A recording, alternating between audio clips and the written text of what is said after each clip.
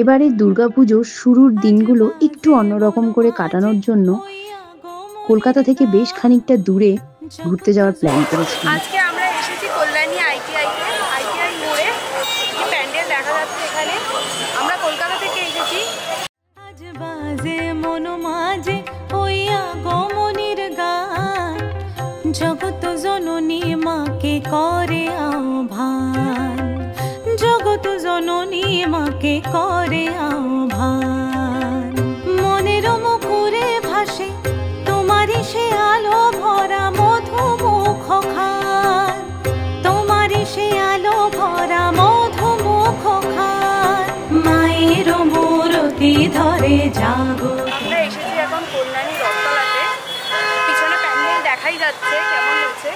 চলুন ভেতরে গিয়ে দেখি, আর প্রতিমা কেমন করেছে সেটাও ভেতরে গিয়ে দেখি।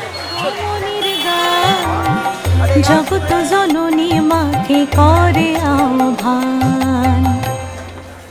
স্বামীনারায়ণ মন্দিরের আদলে এই প্যান্ডেলটা বানানো হয়েছে, ভীষণই সুন্দর লেগেছে। আমার তো ভীষণ ভালো লেগেছে।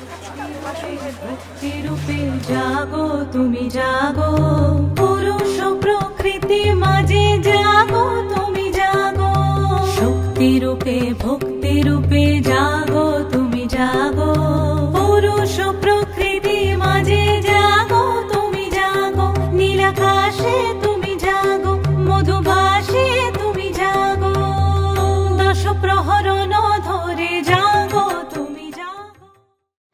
আমরা এখন যে পূজা মণ্ডপের সামনে দাঁড়িয়ে রয়েছি সেটা হলো চুঁচুড়ার আজাদ হিন্দ ক্লাব।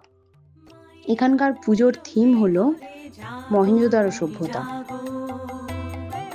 এখানে মহেঞ্জোদারো সভ্যতাকে ফুটিয়ে তুলেছে শিল্পী বা শিল্পকলার মাধ্যমে অপূর্ব কারুকার্য। জগত জননী মাকে করে আহ্বান। সকাল থেকে অনেক ঘোরাঘুরি করেছি, অনেক ঠাকুরও দেখেছি। কলকাতার বাইরে যে এত সুন্দর সুন্দর ঠাকুর হয়, তো এখানে না আসলে সত্যিই বুঝতে পারতাম না। আপনারা যদি পারেন একদিন কলকাতার বাইরে সারাদিন জন্য ঘোরার জন্য এই জায়গাগুলো রাখতেই পারেন। আমি ভিডিওগুলো শেয়ার করে দেবো। সকাল থেকে ঘোরাঘুরি করে এবার সত্যিই খিদে পেয়ে গেছে, তাই গুগলের সাহায্য নিতে হলো এবং সেখানে আমরা দিল্লি রোডের উপর একটা রেস্টুরেন্ট দেখলাম যেটা রেটিং বেশ ভালো। তো সেটা দেখেই আমরা এখন দাঁড়ালাম কিচেন সূত্রের সামনে। তো এটা ধাবা কাম রেস্টুরেন্ট। তো চলো দেখি এখানকার খাবার দাবার কেমন, অ্যাম্বিয়েন্স কেমন। ফাইনালি এখন চলে এসেছি একটা রেস্টুরেন্ট দেখে, কিচেন সূত্র।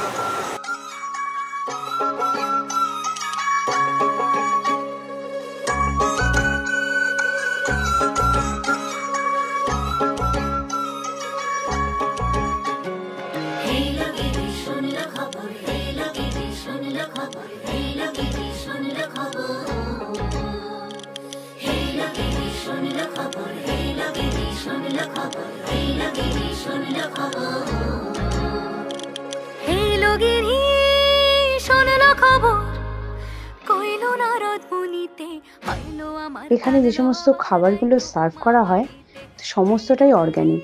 তো কলকাতায় বসে তো আর অর্গ্যানিক খাওয়ার সুযোগ আমাদের হয় না, তো সেই কারণেই আমরা এই সুযোগটা আর হাতছাড়া করলাম না, তাই চলে আসলাম এই অর্গ্যানিক রেস্টুরেন্ট কিচেন সূত্রে।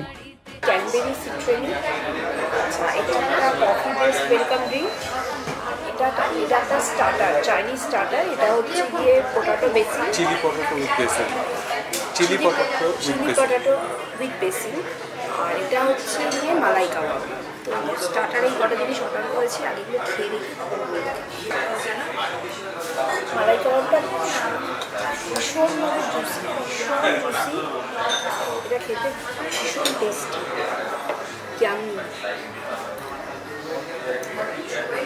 খেয়ে দেখো, খুব ভালো খেতে,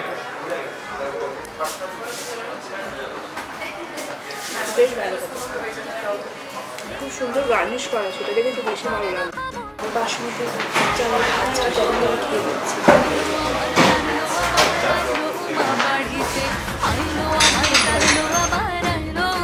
আমরা সবশেষে নিয়েছিলাম ডেজার্টে একটা আইসক্রিম। এটার নাম ছিল সানডে। বিভিন্ন রকম ফ্রুটস দিয়ে এটা প্রিপেয়ার করা হয়েছিল, খুবই ডিলিশিয়াস ছিল। আর দুজন আমরা গিয়েছিলাম, তো আমাদের বিল হয়েছিল অ্যাপ্রক্স 1900 এর মতো।